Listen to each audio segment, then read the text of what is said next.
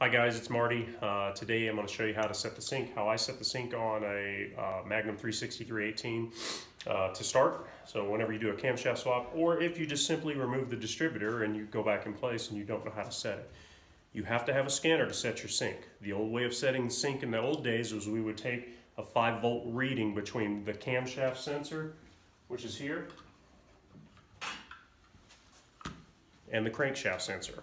That was the old way. Now we plug in a scanner, a Snap-on or a Matco or the dealership DRB, and we set sync by bringing the RPM up to 1,000 RPM to get rid of any timing chain slop. And then we take an average reading, and it has to be plus or minus 8.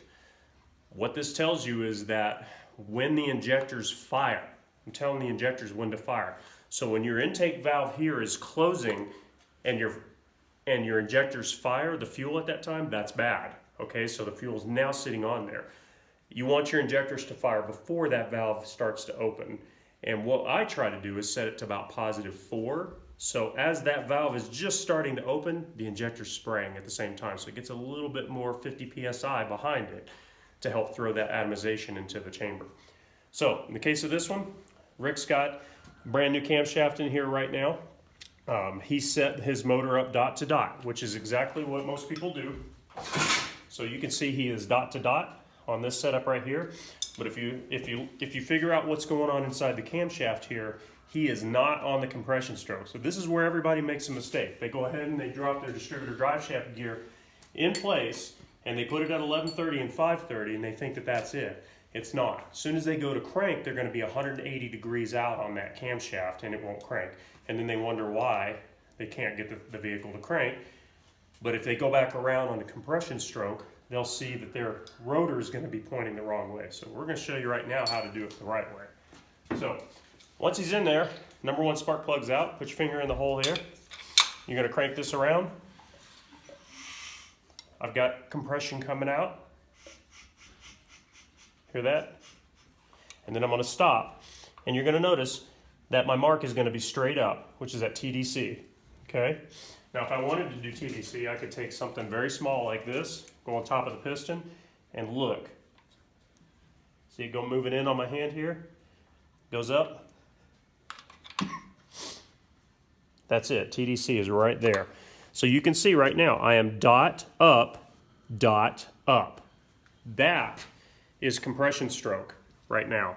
Dot up, dot up. Now is the time that you want to put in your distributor drive shaft gear.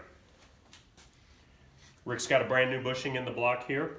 He's got a brand new shaft from, is this Moog? Who is this? Or Melling? Yeah, sorry, my bad, Moog. I'm doing ball joints lately. So anyway, come over here and take a look real close. And I'm going to show you how we do this. It's hard to do in a ram. So when you look straight down, we're going to go this way with the camera. So when you look straight down, you can see that I'm going to take this and turn it backwards and lift it up at the same time. Okay, and then I'm going to keep turning it. Most people think that that's it right there. See, that's pointing over here to this area here. That's not it. Most people think that this tooth is it. That's not it because it's only pointing over to here. Look at that. See that right there? That's why I tell everybody 11:30 and 5:30, with 12 o'clock being back here. You are at 11:30 and 5:30 right now. You are pointing towards this number one intake manifold bolt hole here. So now what's going to happen is when you drop your distributor in place, and when you drop it in, you're going to set your rotor. Go ahead and put your rotor in place. Pull this distributor up. Turn this rotor over. Hold this right here, Mom. Okay, you see that? Yep.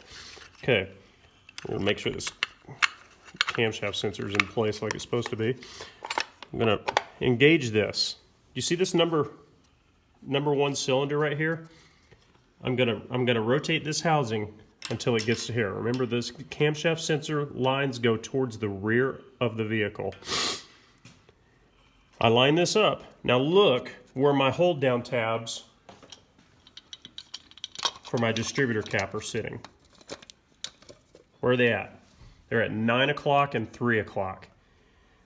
Now, after doing this for 26 years on Magnums and racing since 1993 on these things, you're going to slightly skew this to 9:15 and 3:15. Anywhere between 9 o'clock and 3 o'clock and 9:15 and 3:15.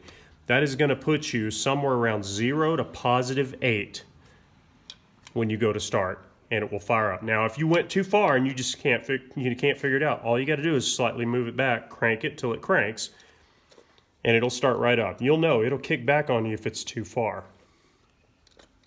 But if you look, now I'm lined up exactly where I need to be. Sound good, Rick? Sounds good. Yeah. It's hard to do when it's in a Ram because everybody knows the dang freaking firewall sits like this. On a Dakota, it's super simple. If you got a 93 Dakota like my brother Craig, then it's perfect because you can sit back here all day long like on a Buick. So, but anyway, that's how you set your timing up on the camshaft for sync. And I didn't even show us at this time, but we'll put this on now.